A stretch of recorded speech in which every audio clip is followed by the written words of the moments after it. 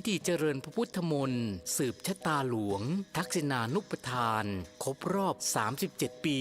การมรณภาพพระครูวรเวทวิสิทธิ์หรือครูบาธรรมชัยธรรมชโยครบรอบ110ปีชาตการในวันอาทิตย์ที่29ธันวาคม2567กำหนดการดังนี้ 9:30 นาทีพิธีบวงสรวงบอกกล่าวสิ่งศักดิ์สิทธิ์ขออนุญาตอัญเชิญสรีระหลวงปู่เปลี่ยนผ้าครองใหม่เวลา 10:30 นาทีพระสงฆ์สวดมาติกาเวลา 11 นาฬิกาถวายเครื่องไทยทานภัตตาหารเพลโรงทานอาหารกลางวัน 12:30 นาทีมอบทุนการศึกษานักเรียน100 ทุน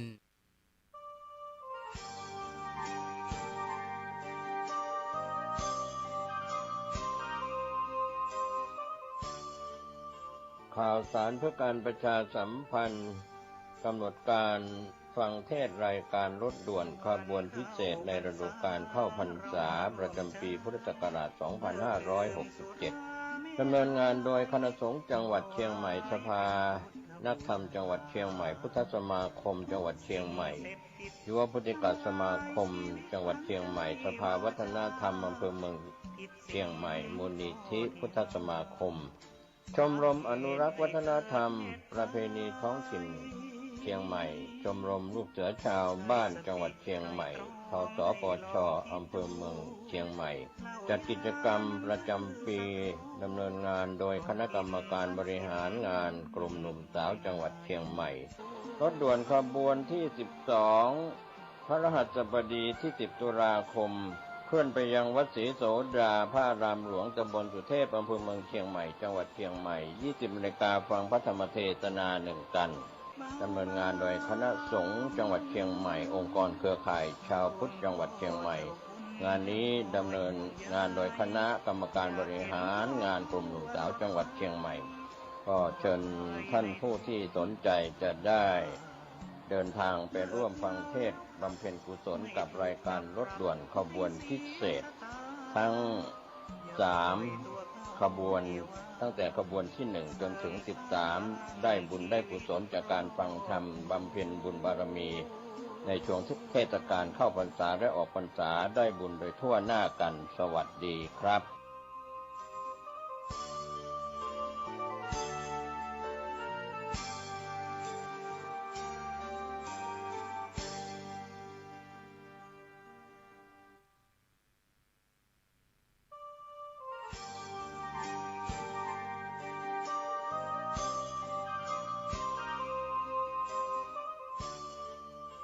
ข่าวสารเพื่อการประชาสัมพันธ์กำหนดการฟังเทศรายการรถด่วนขบวนพิเศษในฤดูกาลเข้าพรรษาประจำปีพุทธศักราช 2567 ดำเนินงานโดยคณะสงฆ์จังหวัดเชียงใหม่สภานักธรรมจังหวัดเชียงใหม่พุทธสมาคมจังหวัดเชียงใหม่ยุวพุทธิกสมาคมจังหวัดเชียงใหม่สภาวัฒนธรรมอำเภอเมืองเชียงใหม่มูลนิธิพุทธสมาคมชมรมอนุรักษ์วัฒนธรรมประเพณีท้องถิ่นเชียงใหม่ชมรมลูกเสือชาวบ้านจังหวัดเชียงใหม่ทสปชอำเภอเมืองเชียงใหม่จัดกิจกรรมประจำปีดำเนินงานโดยคณะกรรมการบริหารงานกลุ่มหนุ่มสาวจังหวัดเชียงใหม่รถด่วนขบวนที่ 13 พฤหัสบดีที่ 17 ตุลาคมเคลื่อนไปยังพุทธสถานเชียงใหม่ตำบลช้างคานอำเภอเมืองเชียงใหม่จังหวัดเชียงใหม่ 20 นาฬิกามีพิธีวันมอบโล่ก็เป็นกิจกรรมในรายการฟังเทศน์รถด่วนขบวนพิเศษประจำปี 2567 ดำเนินงานโดยคณะสงฆ์จังหวัดเชียงใหม่องค์กรเครือข่ายชาวพุทธจังหวัดเชียงใหม่งานนี้ดำเนินงานโดยคณะกรรมการบริหารงานกลุ่มหนุ่มสาวจังหวัดเชียงใหม่ก็เชิญท่านผู้ที่สนใจจะได้เดินทางไปร่วมฟังเทศน์บำเพ็ญกุศลกับรายการรถด่วนขบวนพิเศษทั้ง3 ขบวนตั้งแต่ขบวนที่ 1 จนถึง 13 ได้บุญได้กุศลจากการฟังธรรมบำเพ็ญบุญบารมีในช่วงเทศกาลเข้าพรรษาและออกพรรษาได้บุญโดยทั่วหน้ากันสวัสดีครับ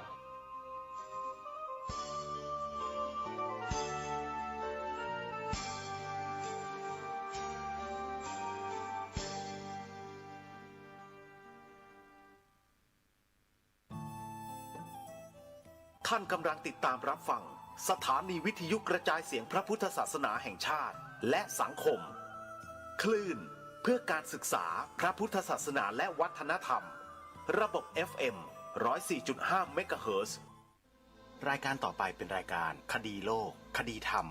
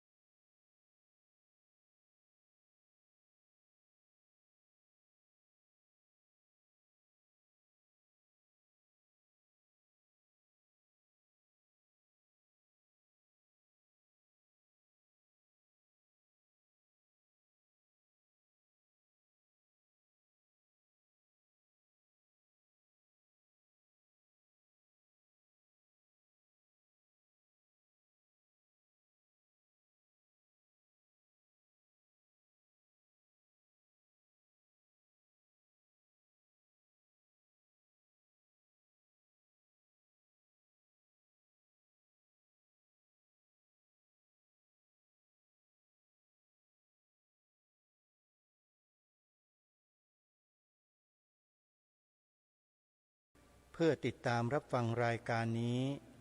และรายการธรรมะสาระดีๆจากสถานีวิทยุพระพุทธศาสนาแห่งชาติจำนวน47สถานีได้ตลอด24ชั่วโมงแอปพลิเคชันชื่อว่าวิทยุพุทธศาสนาทั่วไทยขออนุโมทนาบุญกับทุกท่านที่แนะนำให้เพื่อนๆพี่น้องผองไทยของเราได้ติดตามรับฟังสาระดีๆผ่านแอปพลิเคชันนี้โดยทั่วถึงกันรายการวันนี้ขอเริ่มต้นด้วยข่าวประชาสัมพันธ์งานบุญกฐินที่สาธุชนสามารถร่วมบุญกันได้ในปีนี้ขอแนะนำวัดป่าจริยธรรมตำบลนาดอกคำอำเภอนาด้วงจังหวัดเลยกฐินปีนี้เน้นให้พวกเรามีส่วนร่วมในการสร้างมหาอุโบสถวัดป่าจริยธรรมสร้างมหาอุโบสถมาหลายปีแล้วก็เจอภาวะโรคระบาดโควิดจึงไม่สามารถดำเนินการต่อได้หลายปีมาในปีนี้ทางวัดมีความดำริจะเริ่มสร้างอุโบสถอย่างจริงจังเพื่อให้แล้วเสร็จเพื่อนำมาใช้ประโยชน์ให้สูงสุดโดยเฉพาะมหาอุโบสถหลังนี้จะใช้เป็นสถานที่อบรมวิปัสสนากรรมฐานให้บรรดาผู้ที่สนใจโดยทั่วไปได้มาเข้าคอร์สกันทุกเดือนเลยใครที่จะร่วมบุญติดต่อสอบถามไปที่หมายเลขโทรศัพท์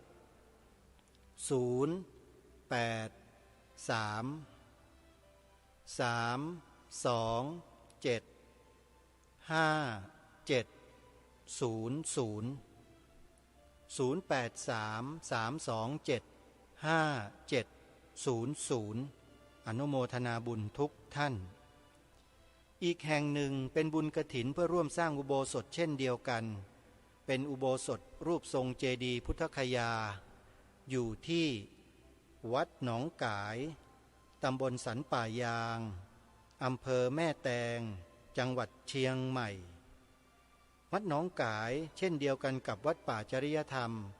สร้างอุโบสถค้างไว้หลายปีแล้วท่านผู้ฟังยังไม่แล้วเสร็จในปีนี้ทางวัดมีความดำริให้สาธุชนมีส่วนร่วมจัดสร้างอุโบสถทรงเจดีย์พุทธคยาให้เสร็จเพื่อใช้ประโยชน์ต่อไป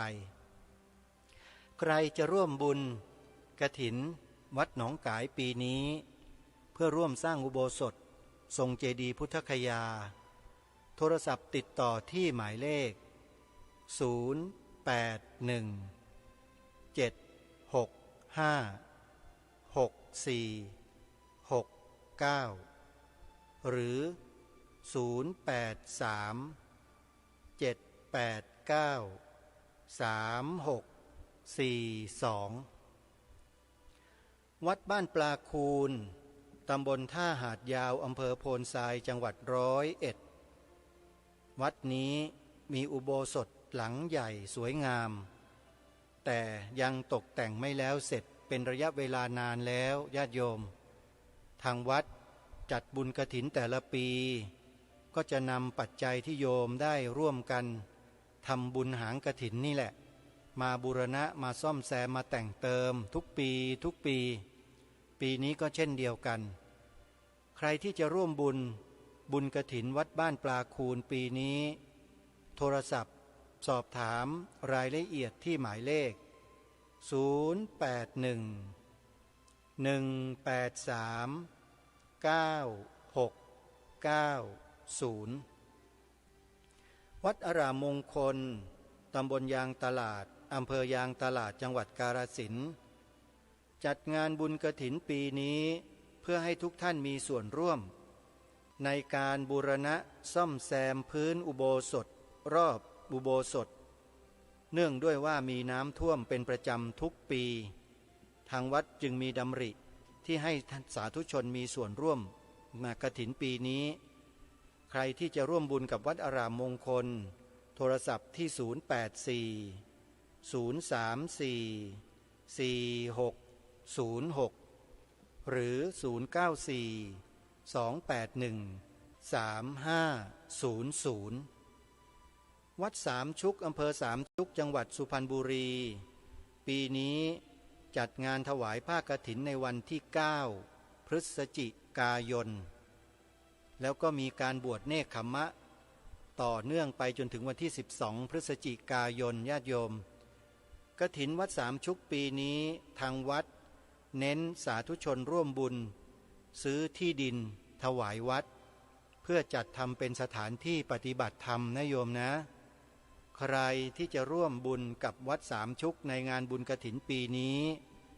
โทรศัพท์ไปที่หลวงพ่อเจ้าอาวาสโดยตรงหมายเลข0890008462วัดฝายหินตำบลสุเทพอำเภอเมืองจังหวัดเชียงใหม่วัดนี้ก็มีการบูรณะปฏิสังขรณ์อาคารสถานที่อยู่ทั้งปีเพราะว่าอยู่เชิงเขาย่อมมีปัญหาในเรื่องของความทรุดโทรมของตัวอาคารสถานที่เป็นปกติและวัดนี้ก็ยังเป็นวัดที่เผยแผ่พระพุทธศาสนาช่วยเหลืองานกิจการของวัดต่างๆในเชียงใหม่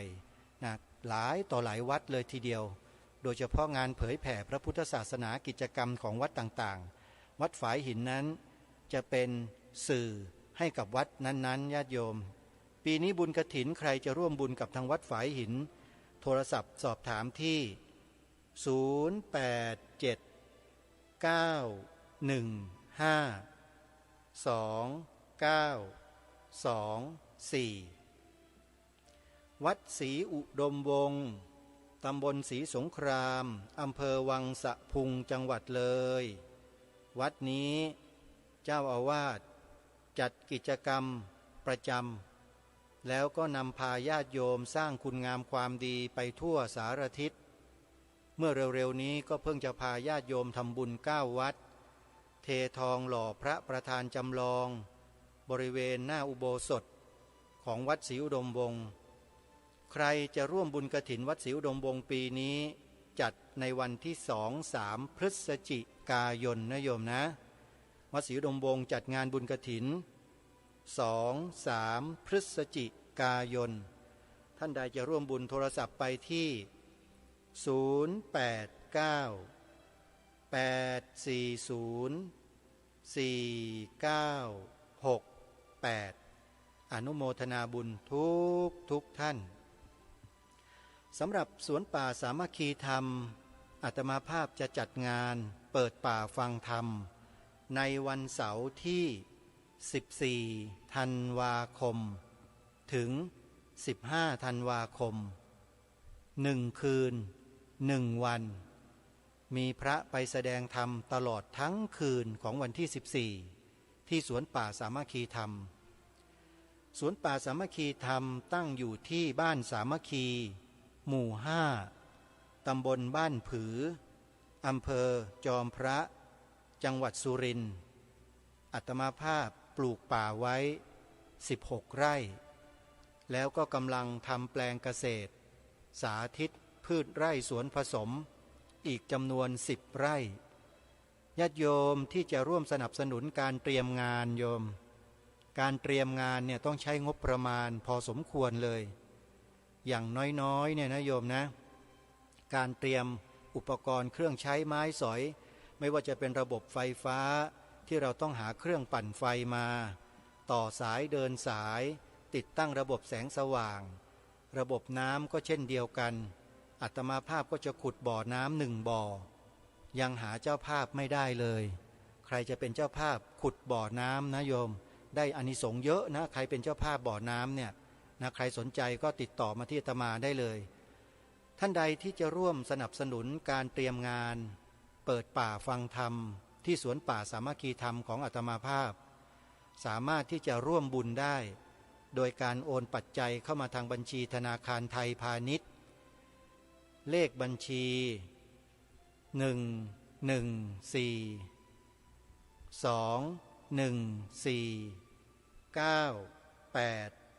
11421498897ขออนุโมทนาสาธุโทรศัพท์สอบถามที่อาตมาที่หมายเลข0946626935เบอร์นี้เป็นเบอร์พร้อมเพย์ด้วยนะโยมนะเป็นเบอร์พร้อมเพย์ด้วย0946626935ญาติโยมก็สามารถโอนมาทางพร้อมเพย์ได้เช่นกันขออนุโมทนาบุญขอกราบขอบพระคุณครูบาอาจารย์ทุกรูปครับที่เปิดพื้นที่ให้กับรายการคดีโลกคดีธรรมได้ทำหน้าที่ตรงนี้แล้วก็ประชาสัมพันธ์ข่าวงานบุญต่างๆของครูบาอาจารย์พร้อมด้วยของตัวเองนะครับต้องกราบขอบพระคุณอย่างยิ่งสาธุชนทุกท่านในช่วงนี้ทางรายการกำลังนำเสนอบทความในหนังสือพุทธศาสนสุวรรณภูมิปกรณ์ของท่านเจ้าคุณพระราชกวีอ่ำธรรมทัตโตเป็นเรื่องราวในประวัติศาสตร์ของชนเผ่าไทยของเราแท้ๆต้องพูดคำว่าแท้ๆเลยเราศึกษาเล่าเรียนในตำรับตำราเรียนมาตั้งแต่ชั้นประถมมัธยมมาจนกระทั่งถึงชั้นอุดมศึกษาเนี่ยเราเรียนกันมากที่สุดประวัติศาสตร์ของเราเนี่ยนะฮะที่เป็นตัวอักษรหนังสือเนี่ยคือยุคกรุงสุโขทัยเท่านั้นเองแต่แท้ที่จริงแล้วเนี่ยชนเผ่าไทยเรามีมาก่อนหน้านี้หลายพันปีนะอันนี้มีปรากฏเป็นหลักฐานในแผ่นกระเบื้องจานเมืองคูบัวราชบุรีที่ท่านเจ้าคุณพระราชกวีรูปนี้ท่านถอดความออกมาทำให้เราได้รู้ประวัติความเป็นมาชัดเจนเลยทางรายการมีความเห็นว่าควรนำมาเผยแพร่ให้กับคนไทยเราได้รู้ส่วนใครจะเชื่อหรือไม่เชื่ออันนั้นไม่ใช่เป็นประเด็นปัญหาก็คือว่าเราได้ศึกษาเรียนรู้ประวัติศาสตร์อีกหน้าหนึ่งที่ค้นพบใหม่ล่าสุดหรือยังเท่านั้นเองถ้าหากปรารถนาจะศึกษาเรียนรู้ก็สามารถศึกษาเรียนรู้ผ่านตำรับตำราเล่มนี้ได้เลย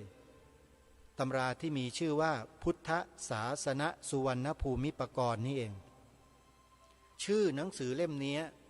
เป็นที่สะกิดใจกระผมและอาตมาภาพมาตั้งแต่ต้นทำไมจึงต้องใช้ชื่อนี้ด้วยพุทธศาสนสุวรรณภูมิปกรณ์มีคำว่าพุทธศาสนะหรือพุทธศาสนาอยู่ข้างหน้าใช้ตัวสอเสือสะกดทั้งหมดนะครับไม่มีสันสกฤตนะครับสอศาลาสอฤษีไม่มีนะฮะ พุทธศาสนสุวรรณภูมิปกรณ์เป็นบาลีทั้งหมดพุทธศาสนะนั่นหมายความว่าเรื่องราวในแผ่นกระเบื้องจานยุคขุนไทยต้นไทยของเราเนี่ยมีความสืบเนื่องเคียงคู่มากับพระพุทธศาสนามาตั้งแต่ต้นไหนอย่างไรนั้นในตำราเล่มนี้บอกไว้หมดเลยนี่แหละคือจุดที่ทำให้ผู้ดำเนินรายการสนใจเรื่องนี้มากจึงได้นำมาเผยแพร่เพื่อให้พวกเราได้รับรู้เรื่องราวในอดีตของบรรพบุรุษของเราด้วยกันเพื่อเราจะได้ไม่ลืมตัวเองว่าเป็นเลือดเนื้อเชื้อไขของใครถึงแม้ว่าจะมีใครมาบอกว่าพวกเราเนี่ยเป็นพวกเลือดผสมมาจากที่นู่นที่นี่ที่นั่นก็เรื่องของเขาสิในเมื่อเราอยู่บนแผ่นดินของชนเผ่าของบรรพบุรุษไทยเนี่ยเราจะไม่ศึกษาประวัติความเป็นมาของท่านเหล่านี้เลยหรือไม่สนใจเลยหรือรู้จักคำว่ากตัญญูกตเวทีบ้างไหมล่ะพวกเรารู้จักคำนี้กันบ้างหรือยังอยู่บนผืนแผ่นดินของเขาอะแล้วมาเป็นคนไม่กตัญญูไม่รู้คุณท่านเนี่ยอยู่ไปมันก็เป็นบาปเป็นกรรมเปล่าๆไหมน่าเสียดายนะคนที่อยู่อาศัยบนผืนแผ่นดินนี้แล้วก็มาทำการลบหลู่ดูถูกดูแคลนบรรพบุรุษของชนเผ่าในแถบนี้ที่ชื่อว่าต้นไทยเนี่ยคือต้นตระกูลไทยแท้ๆเลยแปลว่าคนที่มาดูถูกเหล่านี้ไม่น่าจะเป็นคนไทยนะแต่ก็พยายามพูดบอกคนอื่นหลายๆคนพวกเราเนี่ยว่าเราก็ไม่ใช่คนไทยเหมือนกันถึงแม้ว่าเราจะไม่ใช่คนไทย100%แต่เราก็มีเชื้อวงพงเผ่าไทยอยู่ในจิตใจในสายเลือดสิ่งหนึ่งที่เรามีซึ่งไม่เหมือนกับคนเหล่านั้นที่ไม่มีก็คือความกตัญญูรู้คุณต่อบรรพบุรุษด้วยเหตุนี้แหละทางรายการจึงได้เอาใจใส่สนใจเรื่องพวกนี้แล้วก็ตั้งใจนำมาเผยแพร่เพื่อให้พวกเราเนี่ยเป็นคนกตัญญูกตเวทีอยู่ดังเดิมไม่ไปคล้อยตามคนอกตัญญูเหล่านั้นแค่นั้นแหละไม่รู้ใครเหมือนกันน่ะเคยได้ยินอยู่เคยได้ฟังอยู่ที่เขาว่าพวกเราคนไทยที่มีชีวิตอยู่ทุกวันนี้จริงๆแล้วตระกูลรุนชาติก็ไม่ใช่คนไทยสักคนหนึ่งเขาพูดแบบนี้โยมอาตมาก็รับไม่ได้เหมือนกันแต่ก็ไม่ได้ไปทำอะไรเขานะเราก็ทำหน้าที่ของเราสืบสาร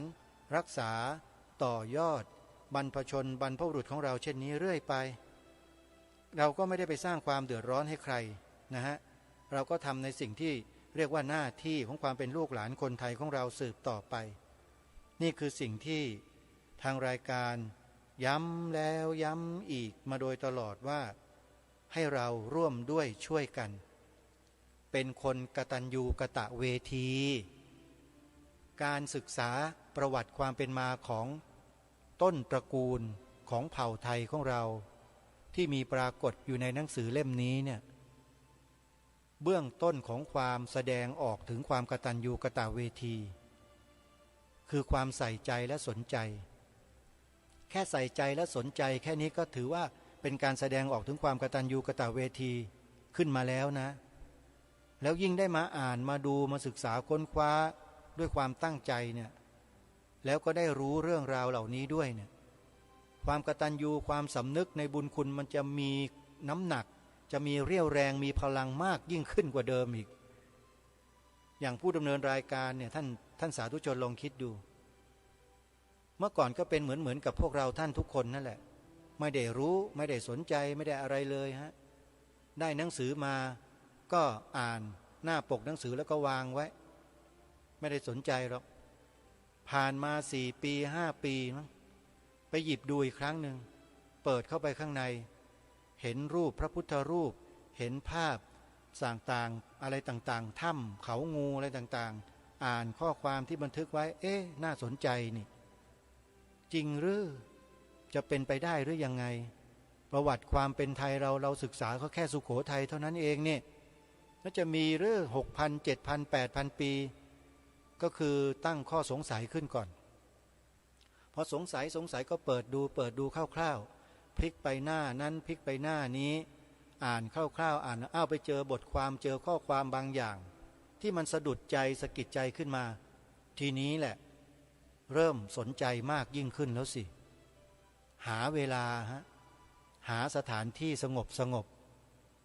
นั่งเปิดอ่านด้วยความตั้งใจยิ่งอ่านไปเท่าไหร่ยิ่งเข้าไปสู่ยุคนั้นมากขึ้นเขาเรียกว่าอินภาษาหนังภาพยนตร์เขาเรียกว่าดูแล้วมันอินจริงๆท่าน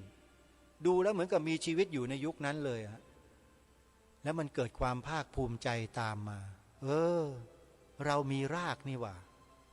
ไอ้พวกเราเนี่ยเรามีรากมีเง่าเนี่ยเราไม่ได้เป็นคนอพยพมาจากเทือกเขาอันไตอย่างที่พวกฝรั่งมันว่าไม่ใช่เลยนี่บรรพบุรุษเราอยู่กับที่นี่ไม่ได้ไปไหนเลยเนี่ยยึดโยงอยู่กับหลักธรรมคำสอนของพระสัมมาสัมพุทธเจ้ามาตลอดเลยพอเข้าใจเช่นนี้แล้วโอ้โหความปีติความปราบปลื้มมันเกิดขนพองสยองกล้าวเอาเกิดจริงๆนะท่านผู้ฟังนะมันเกิดปีติเขาเรียกปีติอุเพงคาปิติขนลุกขนพองรู้ประวัติของชนเผ่าบรรพบุรุษตนเองชัดๆเลยต้องกราบขอบพระคุณท่านเจ้าคุณพระราชกวีอ่ำธรรมทัตโตที่ท่านใช้ความวิริยะอุตสาหะ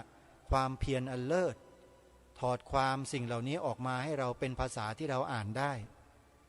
ถ้าหากว่าผู้ดำเนินรายการไม่ได้ศึกษาไม่ได้อ่านตำราเล่มนี้บอกได้เลยว่าเสียดายชีวิตมาก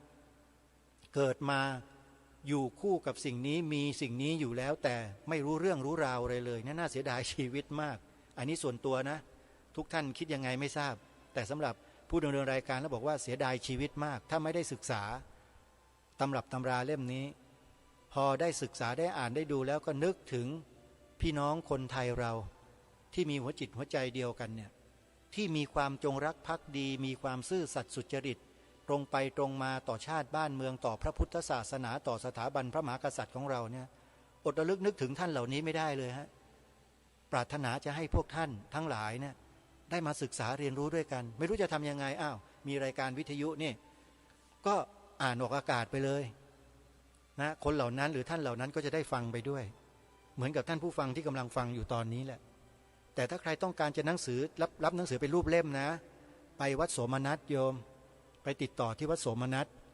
แล้วไปหาดูมีวางจำหน่ายมีอะไรอยู่ตรงไหนยังไงนะอาตมาไม่ทราบเพราะว่าไม่เคยทราบว่ามีหนังสือจำหน่ายตรงไหนเพราะไม่ได้ไปซื้อหนังสือนี่พระเดชพระคุณท่านเจ้าคุณพระราชกวีเกษมสัญญโตในอดีตนะฮะสมณศักดิ์ของท่านปัจจุบันคือเจ้าคุณพระธรรมกิติเมธีวราชาท่านถวายเอาไว้ให้1 เล่มท่านยื่นมาให้เลยไปเจอกันในงานไหนก็ไม่รู้จำไม่ได้แล้วพระเดชพระคุณท่านเมตตามากนะยื่นมาให้เลยนะดีใจจังเลยหนังสือได้หนังสือมา1 เล่มจากท่านเจ้าคุณตอนนั้นรู้สึกท่านจะดำรงสมณศักดิ์ที่พระเทพวิสุทธิกวีนะพระเทพวิสุทธิกวีท่านก็ได้ถวายมา1 เล่มก็กราบขอบพระคุณท่านยกใหญ่ได้มาก็นำมาอ่านนำมาศึกษานำมาเรียนรู้ดูแล้วก็เกิดความรู้สึกอย่างที่บอกนั่นแหละนะนี่ก็เป็นที่มาที่ไปของการได้หนังสือเล่มนี้มานะก็อยากจะฝากท่านผู้ฟังว่าการฟังเรื่องราวในหนังสือเล่มนี้เนี่ยจะต้องทำใจให้เป็นกลางๆไว้อย่าเพิ่งคิดว่าสิ่งที่นำมาเสนอนี้เป็นส่วนเกินอย่าคิดอย่างนั้นนะสิ่งนี้ไม่ใช่ส่วนเกินนะเรียกว่าเป็นส่วนเติมเต็มดีกว่าไหมเติมเต็มในสิ่งที่เราไม่รู้ในสิ่งที่เรายังไม่เข้าใจดีกว่าเพื่อสร้างสรรค์ถ้าใช้ความรู้สึกเช่นนี้เขาเรียกว่าเป็นความรู้สึกที่สร้างสรรค์คือเติมเต็มนะอย่าบอกว่าเป็นสิ่งที่ไม่จำเป็นมันจะดูกระไรอยู่เพราะสิ่งเหล่านี้มีปรากฏเป็นหลักฐานอยู่แล้วเนื้อความต่างๆนั้นก็บ่งบอกถึง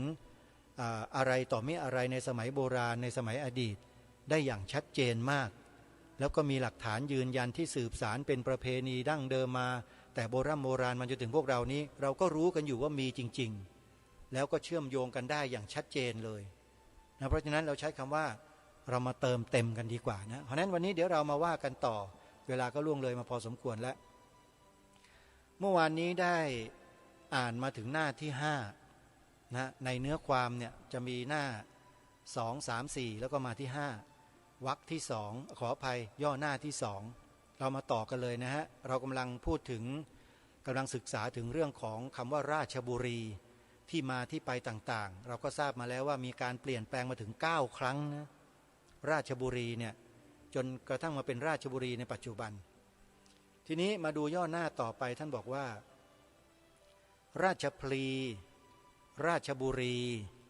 ตามคำเรียกทั่วไปว่าราชพลีราชบุรีเป็นตัวดอเด็กสะกดนะฮะ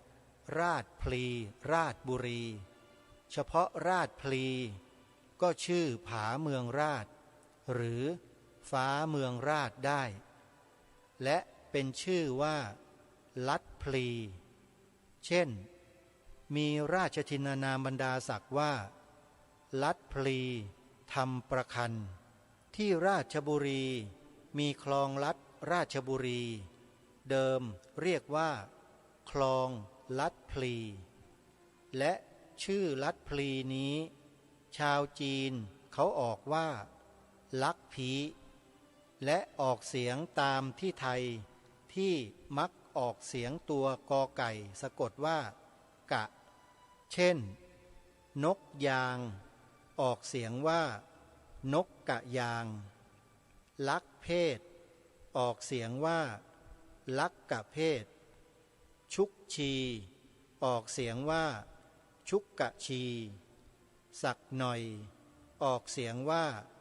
สักกะหน่อยเป็นต้นลักผีเขาออกเสียงว่า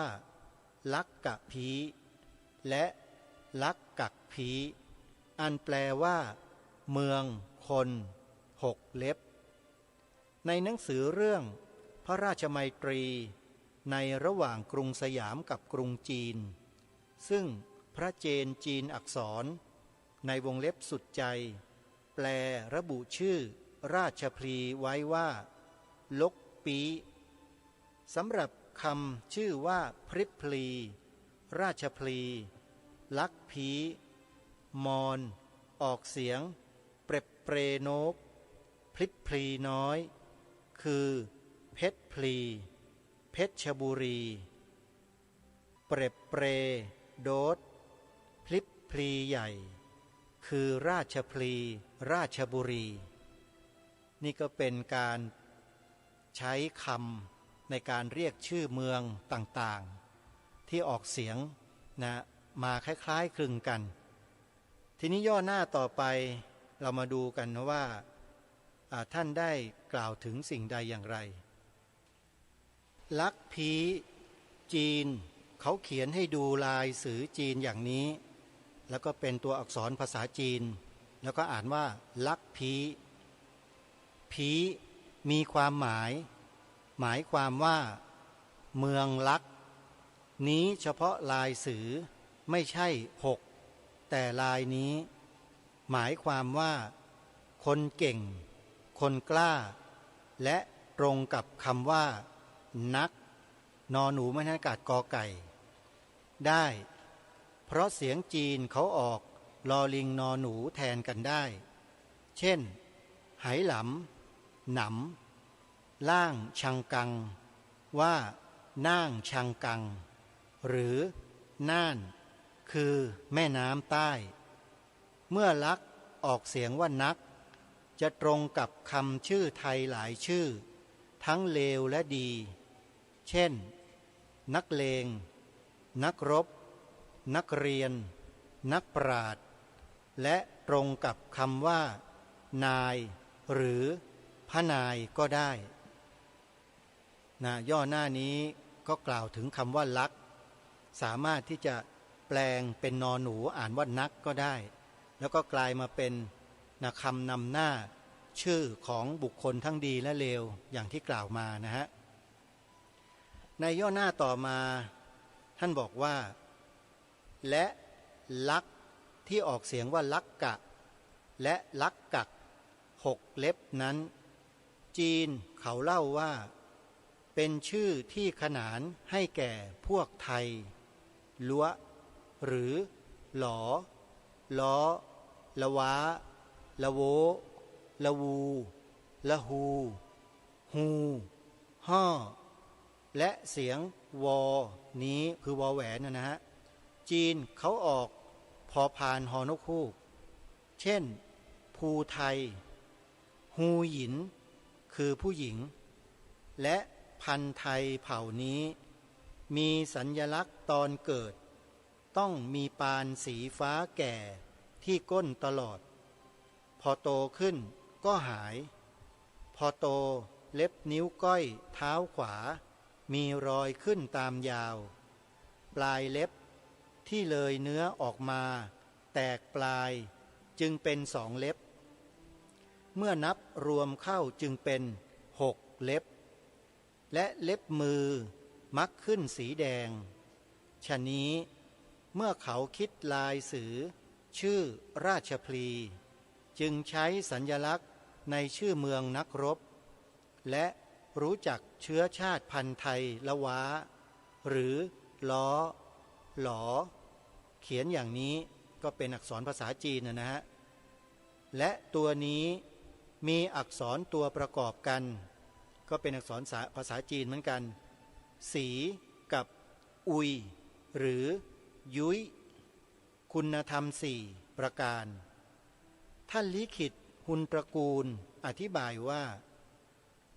1. รักยุติธรรม 2. รักสัจจะ 3. มีมัญญาต 4. รู้จักละอายและในหนังสือประวัติการสัมพันธ์ระหว่างชาติไทยกับชาติจีนท่านลิขิตหุนตระกูลได้นำลายสือจีนตำแหน่งยศและชื่อและบังเอิญที่สุดคือข้าพเจ้าอ่านหนังสือจีนไม่ออก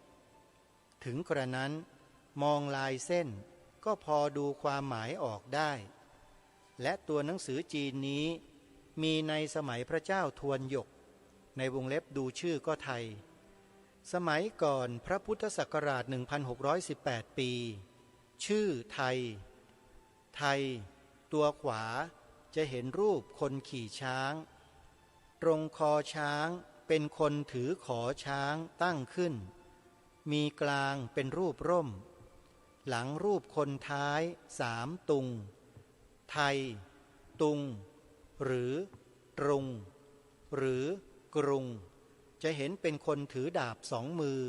ยืนไขว้ลง4 ฟูไทยฟูหรือภูจะเห็นลายเส้นบนขุนนั่งคอถือง้าวกลางช้างและท้ายล่างงวงช้างเท้าช้าง4เท้าและหางช้าง6พวนไทยพวนจะเห็นลายเส้นหน้าขุนถือง้าวพุ่งหน้างวงช้างชูขึ้นงาช้างทำรูปจุดต่ำเท้าหน้าซ้ายยกก้าวกลางช้างถือกำหางนกยูงปัดท้ายช้างเท้าหน้าขวาเท้าหลังทำเส้นคู่เท้าหลังและหางช้างท่านผู้ฟังแล้วก็คงจะงงนะฮะว่านี่คือคำอธิบายของตัวอักษรจีนที่ท่านนำมาตีพิมพ์ไว้ในหนังสือเล่มนี้แล้วก็อธิบายว่าส่วนหน้าส่วนกลางส่วนบนส่วนล่างส่วนหางส่วนท้ายเนี่ยจะมีลักษณะคล้ายๆกับคนขี่ช้างขาช้างหางช้างงวงช้างอะไรต่างๆนะก็ถือว่าเป็นการอธิบายคำกันแล้วกันนะฮะทีนี้มาดูในย่อหน้าต่อไปท่านบอกว่าราชพลีลัดพลีลักพีมีชื่อขึ้นเมื่อพระพุทธศักราช 1030 ที่อื่นๆก็มีอยู่แล้วเช่นพริบพลีเพชรบุรีเถือมทองนครปฐมและพระพุทธศาสนาได้มาตั้งอยู่แพร่หลายและมั่นคงแล้วตลอดดินแดนแหลมทองนี้และ ระหว่างการพระพุทธศักราช900ถึงพระพุทธศักราช1500นี้ได้มีการติดต่อไปมาค้าขายกันระหว่างแหลมทองชมพูทวีปและเลยไปทั้งระหว่างแหลมทองกับจีนแม้ในทางพระพุทธศาสนาก็มีสมณทูตไปมากันมากขึ้นที่มีชื่อเสียงมากคือพระภิกษุฟาเหียนเดินทางไปถึงสิงหนลังกาทวีปพระพุทธศักราช942ถึงพระพุทธศักราช957พระถังซัมจั๋งพระพุทธศักราช1172ถึง1188ยังบันทึกลงไว้ในจดหมายเหตุว่าสุยล้อปึงตี่พระภิกษุอีจิ๋งหรืองี่เจ๋งพระพุทธศักราช1232ถึง1239เดินทางเรือผ่านมาแวะแหลมทองแล้วไปชมพูทวีปได้บันทึกไว้ในจดหมายเหตุเล่าถึงพระมหายานประทีปว่าเมื่อเยาว์วัยได้ติดตามโยมผู้ชายมีอาชีพทางเดินเรือไปถึงแคว้นซุยล้อปึงตี่ในวงเล็บไทยทวาลาวะนครปฐมวงเล็บปิดได้บรรพชาเป็นสามเณรแล้วกลับไปอุปสมบทกับพระถังซัมจั๋งณเมืองจีนและยังได้บันทึกพระสมณทูตไว้อีก54องค์ในจำนวนนี้มีองค์หนึ่งหรืออาจเป็นตัวท่านเองได้ยินชื่อพระบาทหรืออาจได้ไปไหว้จึงได้กลับไปสร้างลายสือจีนว่าพ่อบาร์กซึ่งลายนั้นแสดงถึงยังเป็นป่าต้นไม้ภูเขาอยู่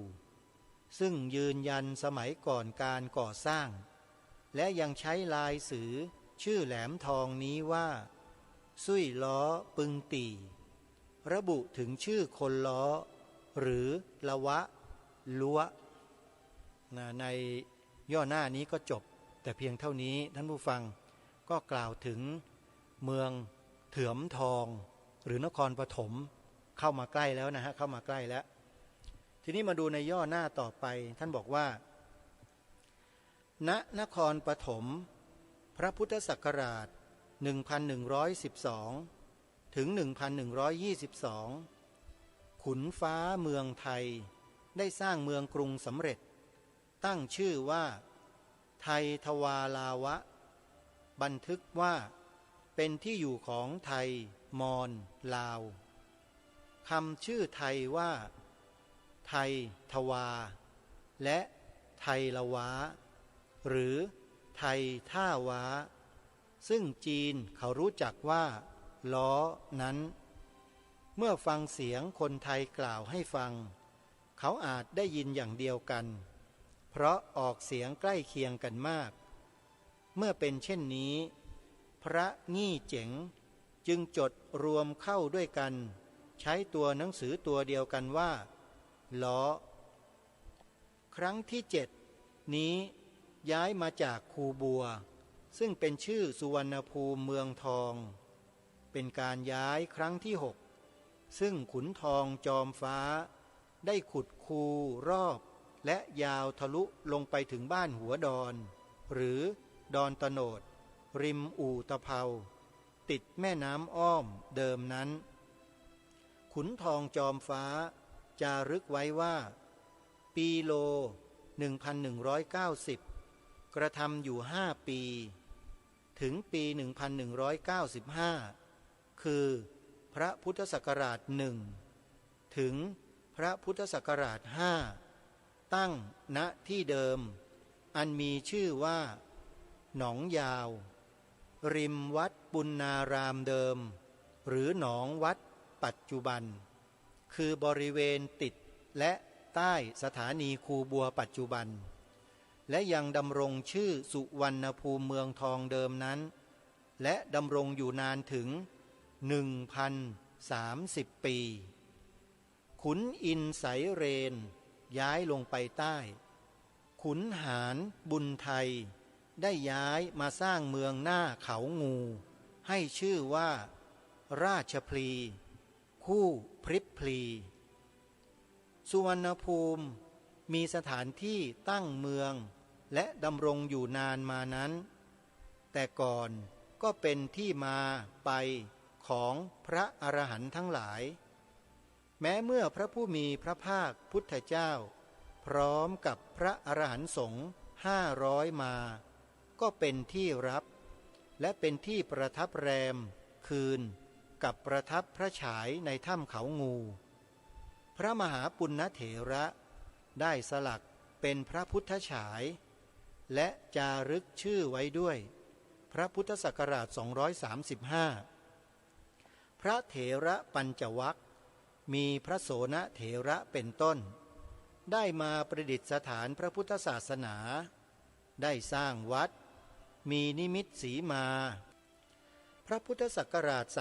300พระเจ้าตะวันอธิราชได้สร้างวัดสุวรรณภูมิทำฐานและพระเจดีย์บรรจุอัฐิธาตุพระอรหันต์5 องค์ที่มานั้นจึงมีวัดโขงสุวรรณภูมิและอื่นๆที่ยังเหลืออยู่มากมายในทางเหนือเส้นเขตแดนจังหวัดราชบุรีและเข้าไปถึงจังหวัดกาญจนบุรีมีซากโบราณเป็นเมืองอยู่ชื่อว่าโกสินราย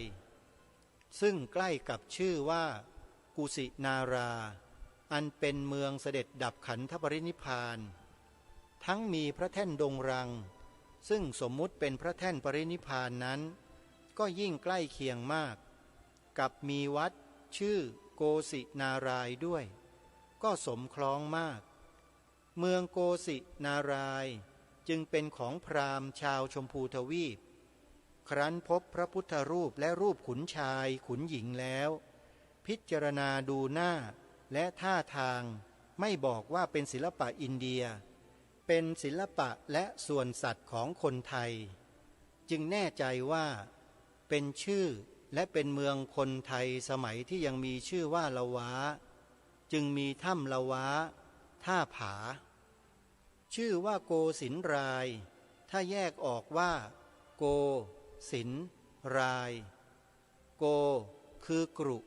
โกรกโตรกกรอบตรอกสินคือทรัพย์คือทองคำธรรมชาติรายเกลื่อนกลาดซึ่งตรงกับชื่อว่านองทองเป็นกาญจนบุรีคือเมืองทองซึ่งอยู่ไปในส่วนเหนือส่วนใต้ลงมาก็คงตั้งชื่อว่าโกรกสินรายเป็นโกสินรายเฉพาะชื่อโกสินนี้เป็นเสียงเดียวกันกับโกสินในรัตนโกสินทร์เมืองโกสินรายนี้คงตั้งขึ้นและเป็นอยู่นาน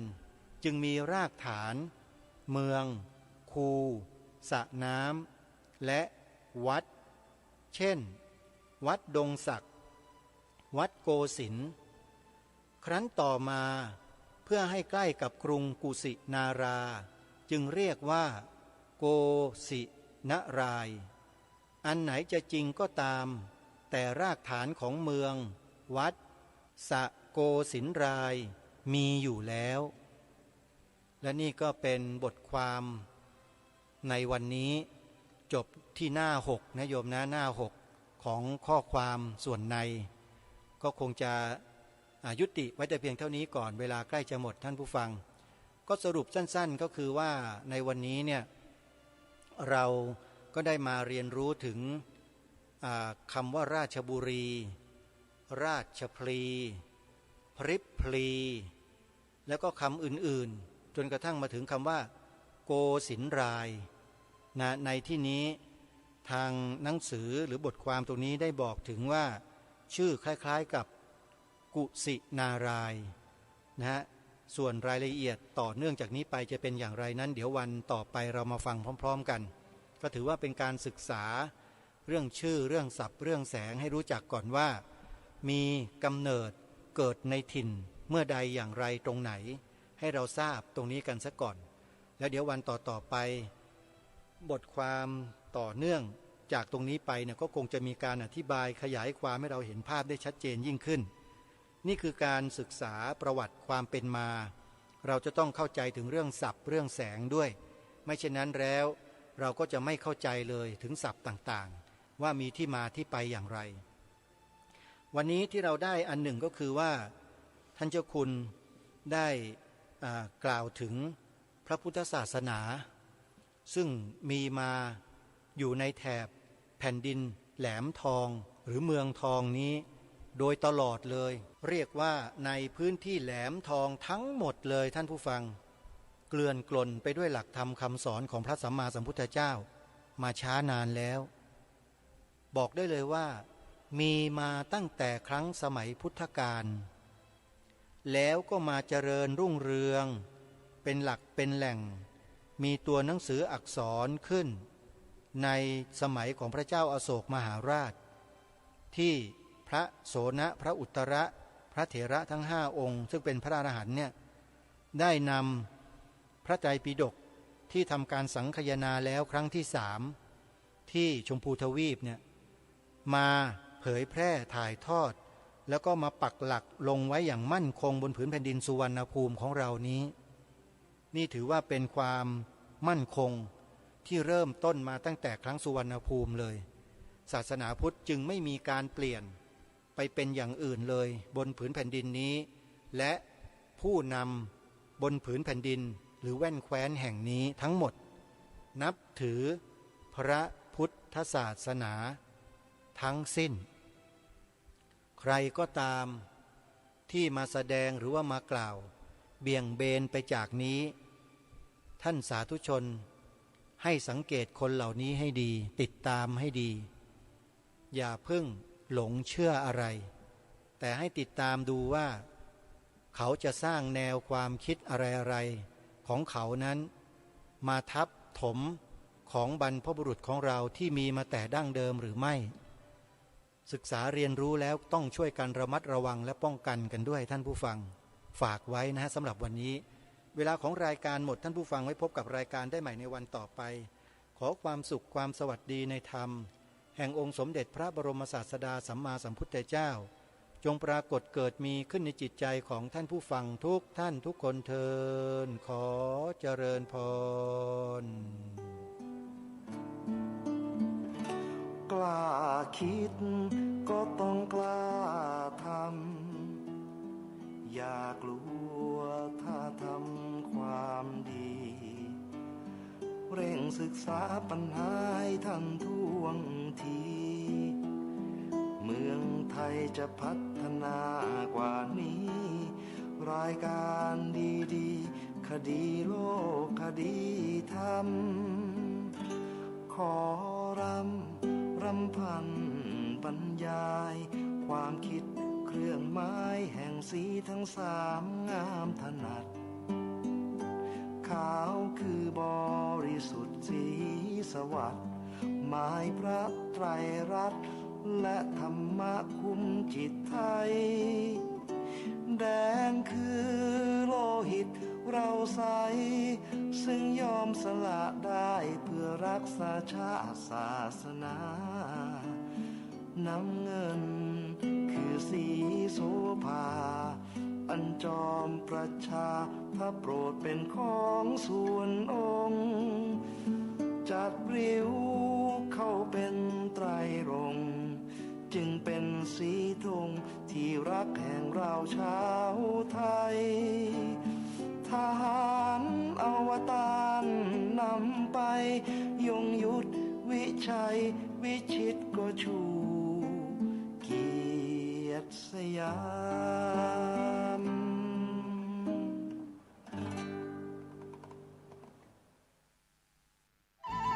ที่จบไปแล้วนั้นเป็นรายการคดีโลกคดีธรรมดำเนินรายการโดยพระครูปลัดณรงค์ฤทธิ์